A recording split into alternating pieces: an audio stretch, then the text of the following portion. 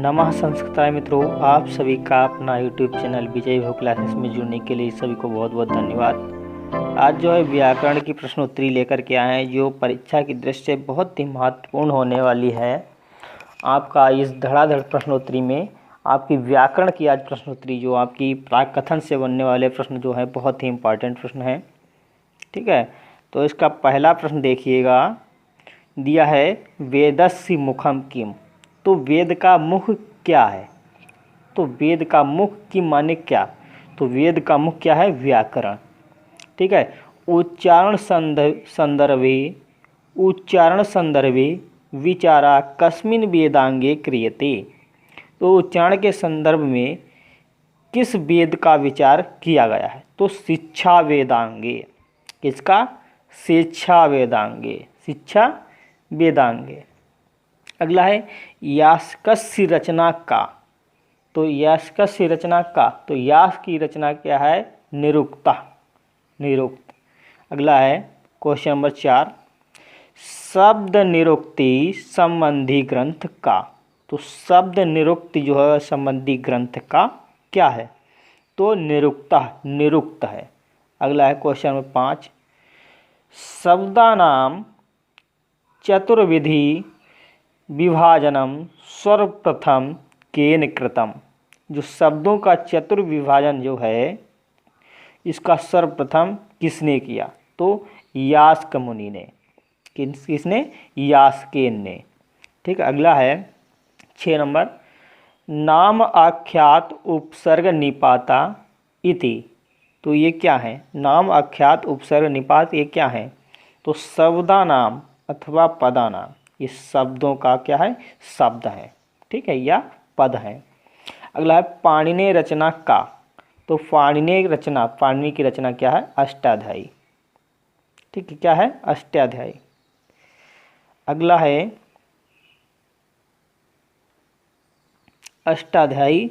अगला है यास्कस्य अनुमानित काला का। तो यास्क मुनि का जो अनुमानित काल है, ठीक, इनका क्या है? तो 800 वर्ष ईसा पूर्व। 800 वर्ष ईसा पूर्व। अगला प्रश्न है 9 नंबर, सर्वे अपि शब्दा धातुजा इति कस्य मतम। तो ये किसका मत है? सभी जो है, सभी धातु और शब्द भी क्या हैं? किसके मत में आते हैं? तो यास्केन मत। तो यास का मत है। ठीक है, तो क्वेश्चन नंबर 9 हो गया। अगला है क्वेश्चन नंबर 10। देखिए क्या कह रहा है क्वेश्चन नंबर 10 में पूछा गया है, बहुत इंपॉर्टेंट प्रश्न ये है कि पाणिनि पूर्ववर्ती, ठीक है, पाणिनि पूर्ववर्तीना आचार्य के। तो पूर्ण जो है, पाणिनि के पूर्ववर्ती आचार्य कौन है? ठीक है, तो इंद्र, वायु, भागुरी, साकल्य, शाकटायन, गार्ग, गालवा, यास्का, आपिशाली और काशकृत्स्न। काशकृत्स्न ये जो हैं आपके पाणिनि के पूर्व आचार्य हैं। ठीक, अगला प्रश्न है कि 33 संहिता अनुसारम सर्वप्रथम व्याकरणम किन। तो 33 संहिता के अनुसार सबसे पहले व्याकरण क्या है? सबसे पहली व्याकरण कौन है? तो ऐन्द्र व्याकरण। ये बहुत इंपॉर्टेंट प्रश्न है, ऐन्द्र व्याकरण। अगला है क्वेश्चन नंबर 12, प्राचीनतम तमिल व्याकरण नाम किम। तो प्राचीनतम तमिल व्याकरण नाम क्या है? तो तोल्कापियम। ये दोनों प्रश्न बहुत इंपॉर्टेंट है। ठीक है, अगला है ऐन्द्र व्याकरण संप्रदाय आचार्य के। तो ऐन्द्र व्याकरण के जो संप्रदाय हैं वो आचार्य कौन है? तो बररुचि और व्याढ़ी। ऐन्द्र व्याकरण जो है संप्रदाय के आचार्य कौन है? बररुचि और व्याढ़ी। क्वेश्चन नंबर 14, वासुदेव शरण अग्रवाल अनुसारेण पाणिनि समय का। तो वासुदेव शरण अग्रवाल के अनुसार पाणिनि का समय क्या है? तो 500 वर्ष ईसा पूर्व और 400 ईस्वी के मध्य। ईसा पूर्व के मध्य। ठीक है, 500 वर्ष ईसा पूर्व और 400 ईसा पूर्व के मध्य का समय बताया गया है पाणिनि का, वासुदेव शरण अग्रवाल के अनुसार। अगला है क्वेश्चन नंबर 15, मैक्स मूलरा अनुसारेण पाणिनेय समय का। ये दोनों प्रश्न बहुत इंपॉर्टेंट है। ठीक है, तो मैक्स मूलर के अनुसार पाणिनि का समय क्या है, तो 350 वर्ष ईसा पूर्व। मैक्स मूलर के अनुसार पूछा जाए तो 350 ईसा पूर्व। वसुदेव शरण अग्रवाल के अनुसार पूछा जाए तो 500 वर्ष ईसा पूर्व जो है, और 400 ईसा पूर्व के मध्य। ठीक है, अगला प्रश्न, पाणिनि ग्रामः का, तो पाणिनि का गांव क्या है, अटक जिले सालातुरः नामक।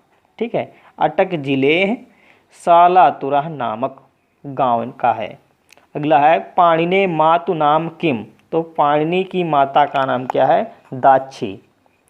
अगला है, पाणिने गुरु नाम किम, तो पाणिनि के गुरु का नाम क्या है, उपवर्ष और वर्ष। अगला है प्रश्न देखिएगा, पाणिने समकालिका विद्वांसा के, तो पाणिनि के समकालिक विद्वान कौन थे, कात्यायन, व्याधि एवं इंद्रदत्त। और व्याघ्रेण का मारिता, तो व्याघ ने जो है, बाघ ने किसको मारा, तो पाणिनि को। ठीक है, तो पाणिनि किसके द्वारा मारे गए थे, तो बाघ के द्वारा। ये प्रश्न बहुत इंपॉर्टेंट है। महिषासूत्रम कस्मात् प्राप्तम, तो महिषासूत्र किसके द्वारा प्राप्त हैं, शिवः महेश्वरात्, शिव के द्वारा। पाणिनि निधन तिथि का, तो पाणिनि की निधन तिथि क्या है, त्रयोदशी, अर्थात जो है त्रयोदशी। ठीक है, अगला है कति महिषासूत्राणि, तो चतुर्दशा महिषासूत्राणि, 14 महिषासूत्र हैं।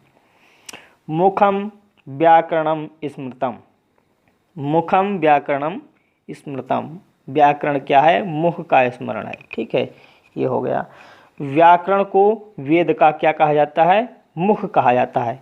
मुखम व्याकरणम स्मृतम, तो व्याकरण को जो है वेद का मुख कहा जाता है। अगला 60 वेदांगा, 6 वेदांग कौन कौन है, शिक्षा, कल्प, व्याकरण, निरुक्त, छंद, ज्योतिष।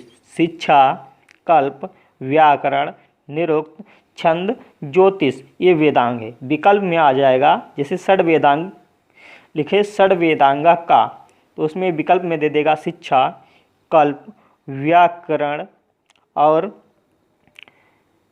वेद। ठीक है, शिक्षा, कल्प, व्याकरण, वेद। तो पूछेगा इनमें से जो है षड वेदांगा नास्ति, तो कौन सा नहीं है, तो आपका वेद हो जाएगा, नहीं है। इस प्रकार से प्रश्न पूछा जाएगा। अगला है श्लोक, शिक्षा व्याकरणम छंदो निरुक्तम ज्योतिषम तथा कल्पश्चेति षडंगानि वेदस्यामनिषुणः। ठीक है, तो वेदांग और वेद के अंग। तो शिक्षा कहाँ से है, वेद शिक्षा का वेद का अंग क्या है, शिक्षा के, तो घृणा नासिका नाक, कल्प ये हस्त हाथ, व्याकरण मुख, तो व्याकरण का जो है मुख बताया जाता है अंग।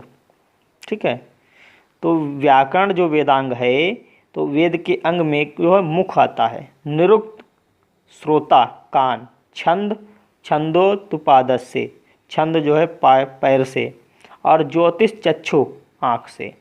ठीक है, ये आपके षड वेदांग और उसके वेद के अंग हैं। इससे पूछा जाता है परीक्षा में, तो ये आपको हमने दे दिया है। और आगे का देखिएगा, आज आपके समक्ष जो है व्याकरण में जो स्त्री प्रत्ययों से कुछ लोगों ने मांग की थी, तो स्त्री प्रत्यय बताने जा रहे हैं। तो स्त्री प्रत्यय में देखिएगा सभी लोग क्या होता है। स्त्री प्रत्यय जो होता है, पुल्लिंग शब्दों को स्त्रीलिंग बनाने के लिए जिन प्रत्ययों का प्रयोग किया जाता है उन्हें स्त्रीलिंग कहा जाता है, मतलब स्त्री प्रत्यय कहा जाता है। जैसे टाप, चाप, डाप, घीप, घीस, घीन, पुंग, टी आदि। तो टाप प्रत्यय बताते हैं, तो अजाध्यास टाप। ठीक है, इस सूत्र से क्या होता है, अजादिगण के गिने गए शब्दों को, अकारांत पुल्लिंग शब्दों को स्त्रीलिंग बनाने के लिए टाप प्रत्यय लगाया जाता है। ठीक है, इस सूत्र के द्वारा अजादिगण में जो गिने गए शब्द हैं उनको अकारांत पुल्लिंग शब्दों को स्त्रीलिंग बनाने के लिए टाप प्रत्यय लगाया जाता है। तो टाप प्रत्यय में जो टाप और पा को लोप होकर आ शेष बचता है। ठीक है, तो चुटू के द्वारा जो होता है टा का लोप होता है और पा का होता है आपका हलंत्यम से। ठीक है, तो आ शेष बचता है, अतः टा प्रत्यांत शब्द आकारांत स्त्रीलिंग कहलाते हैं। टा प्रत्यय से बनने वाले शब्दों के रूप जो है रमा की भांति चलते हैं। टा प्रत्यय से बने शब्दों के रूप किसके रूप चलते हैं, किसके भांति, रमा की भांति चलते हैं। तो अजह धन अज धन टाप, अज में जो है टाप प्रत्यय जोड़ दिया जाएगा तो आपका बन जाएगा अजा, और चटक में टाप प्रत्यय जोड़ा जाएगा तो क्या बनेगा, चटका। ठीक है, ये आपका शूद्र में टाप शूद्रा और कनिष्ठ धन टाप कनिष्ठा। तो ये प्रत्यय आपका अजा वाला विकल्प और ये कनिष्ठा वाला बहुत पूछा जाता है। ठीक है, अगला है, इनको नोट कर लेंगे सभी मित्र। अगला है प्रथम में टाप जोड़ेंगे प्रथमा बनेगा, वाल धन टाप में वाला बनेगा। ये विकल्प देखो आया है अश्व धन टाप। ठीक है, अश्व में टाप प्रत्यय जोड़ने पर बनेगा अश्वा। ठीक है, क्षत्रिया, ये देखो क्षत्रिय धन टाप, इसमें भी बहुत इम्पॉर्टेंट है। अगला है अचला, अचल धन टाप अचला, कुशल धन टाप कुशला। ये जो है अश्वा वाला और वाला वाला बहुत इम्पॉर्टेंट है। अगला है टाप प्रत्यय जोड़ते समय यदि शब्द के अंत में का हो। ये इम्पॉर्टेंट देखो समझने वाला है नोट। टाप प्रत्यय जोड़ते समय यदि शब्द के अंत में का हो और का से पूर्व क्या हो, आ हो, तो आ के स्थान पर ई हो जाता है। तो का में जो है कारक को तोड़ेंगे तो क्या निकलेगा, का में बड़ा की मात्रा का, रा में छोटा आ। ठीक है, रा में जो छोटा आ आया है उसी को बोलते हैं आ, तो इसी के आ के स्थान पर ई हो जाता है। ठीक है, तो इसको विच्छेद करेंगे तो क्या होगा, देखिएगा, का धन आ, रा धन आ,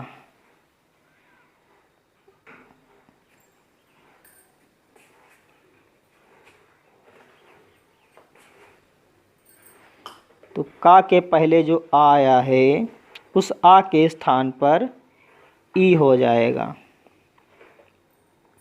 ठीक, तो ये बनता है कारक धन टाप, कारक में टाप प्रत्यय जोड़ने से बनेगा कारिका। नाटक में टाप जोड़ने से बनेगा नाटिका। बालक में जोड़ने से टाप और बालिका बनेगा। अध्यापक में जोड़ने से टाप प्रत्यय जोड़ने से क्या बनेगा, अध्यापिका। और गायक में टाप प्रत्यय जोड़ने से बनेगा गायिका।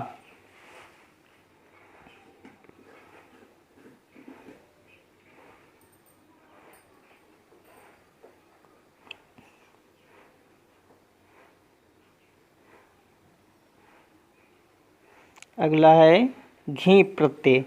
तो सित सित गौरादिभ्यश्च सूत्र से घीस प्रत्यय का विधान किया जाता है। जिन प्रत्ययों में सकार का लोप हुआ हो ऐसे प्रत्ययों से बने हुए शब्दों से तथा गौरादिगण के शब्दों में स्त्रीलिंग बनाने के लिए घीस प्रत्यय का प्रयोग किया जाता है। तो घीस प्रत्यय में ई की और सा की संज्ञा होकर लोप हो जाता है, केवल वर्ड ई शेष बचता है। इसलिए इस प्रत्यांत को इकारांत स्त्रीलिंग पद कहलाते हैं। इस प्रत्यांत पदों का रूप नदी की तरह चलता है। तो नर्तकी में जो है घीस प्रत्यय लगाएंगे तो बनेगा नर्तक, में जो है घीस प्रत्यय लगाना नर्तकी बनेगा।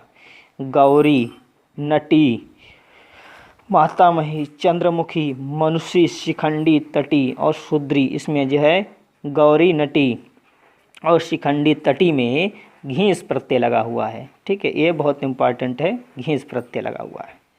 तो ये देख लिया है। और यह है घी प्रत्यय।